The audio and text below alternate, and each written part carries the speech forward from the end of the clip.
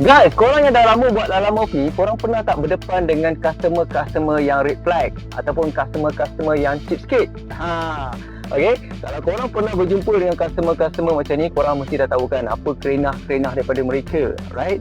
Dan apa yang mereka nak daripada seorang driver dan seorang rider ni. So dalam video ni aku nak kongsi yang kepada korang, mungkin yang baru nak buat Lala Move ni. Okay, apa ciri-ciri customer red flag, apa ciri-ciri customer yang cheapskate ni, okay, supaya korang boleh elakkan bila korang nak ambil ataupun nak bawa job mereka ni. So bila korang terambil job mereka, korang akan berdepan dengan 1001 masalah, sama ada masalah tu daripada customer ataupun masalah tu mungkin datang daripada korang lepas korang bawa job mereka tu. Alright, so nak tahu customer yang jenis macam mana yang ada dalam ciri-ciri yang aku nak bagi tahu ni, tengok video ni sampai habis.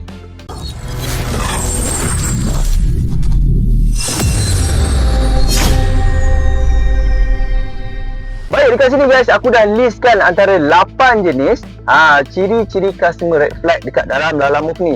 Alright, yang aku listkan dekat sini adalah berdasarkan aku punya experience aku sendiri dan juga kawan-kawan yang lain jugalah. Okay, so aku kumpulkan dan aku buatkan satu konten ni untuk korang. Alright, so apa dia customer red flag dekat dalam Lala Move ni? Yang pertama sekali adalah order overload. Order overload ni maksudnya macam ni.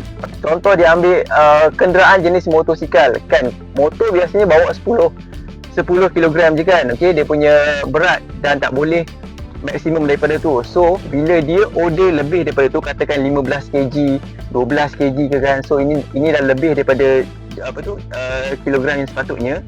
Dan bila kita minta dia cancel, dia akan cancel job tu. Tapi dia akan buat order baru. Dia akan cari mangsa yang baru pula. Sama juga, okey.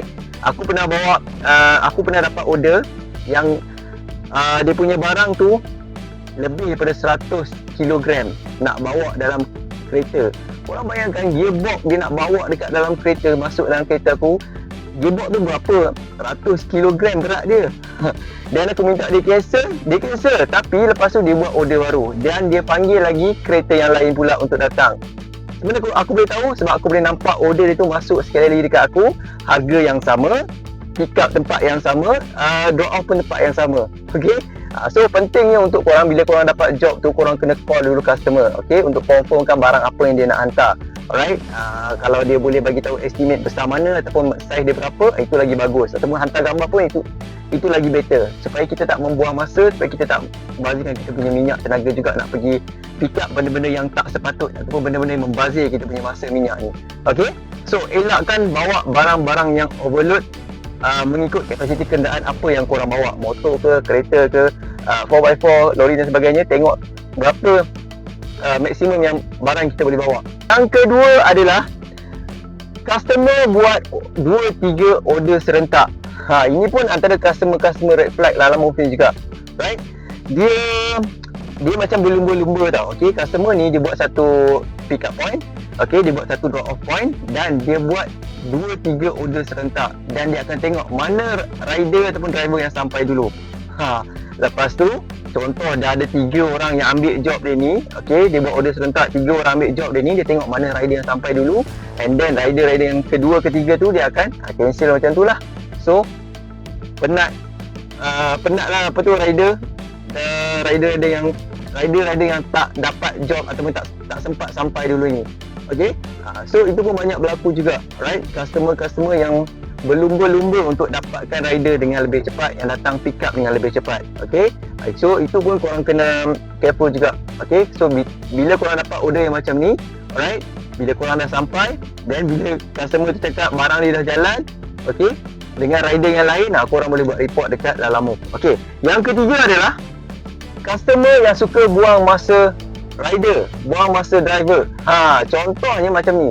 Okay, dia buat order, alright. Bila kita dah pergi sampai dekat tempat pick up dia tu, barang tak ready lagi, alright. Barang tak standby lagi. So kita nak kena tunggu pula dia punya barang tu siap, ataupun kita kena tunggu pula barang dia tu sampai.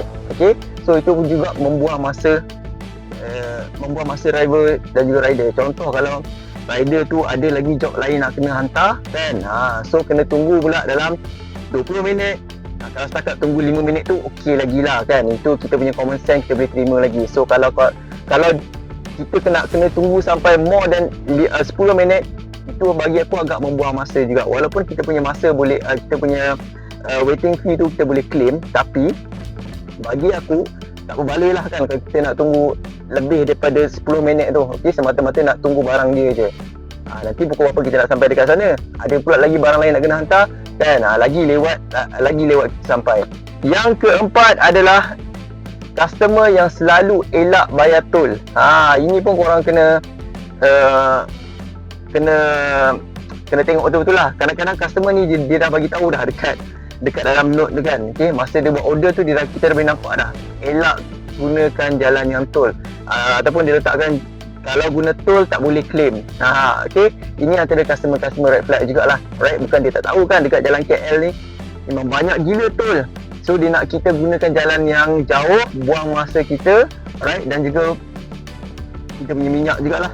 Dia tak fikir kan kita punya minyak kos bukan dia tanggung. So dia fikir dia punya harga dia nak murah je kan. Kalau ada extra fee tol macam ni dia tak nak tanggung, right?